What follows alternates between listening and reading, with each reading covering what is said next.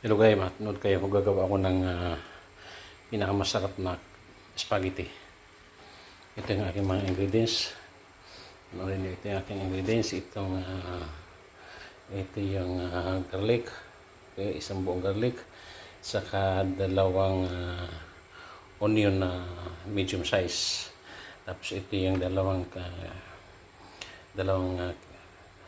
okay, ano tawag dito? Ano tawag dito? Ito yung gagamitin ko.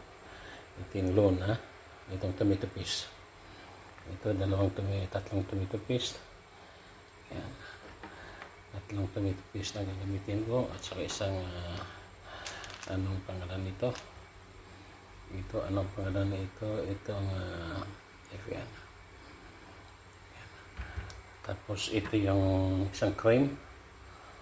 Ang cream na gagamitin ko. At saka, ito yung, condensed milk. Tapos ito yung evaporated milk. Yan.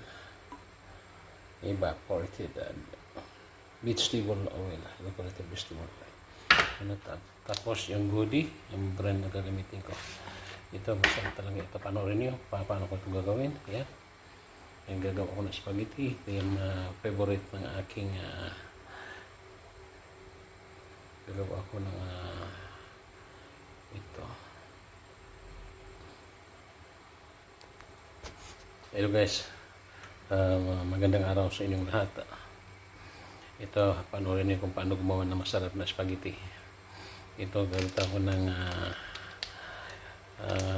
spaghetti na yung Goody brand at saka itong Albostan evaporated milk, tapos itong Crina Rivoni. Okay, tapos itong condensed milk. Tapos isang condensed milk. Ito ang gagamitin ko lang dito, yung mga 1 kalahati ang gagamitin dito sa condensed milk, masyado matamis.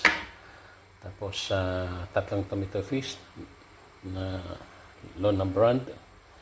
Tapos itong sabi nila mushroom. At saka isang buong garlic. Tapos, dalawang pirasong onion, medium size. Ano rin yung kaya napakasarap talaga ito. Paano gagawin?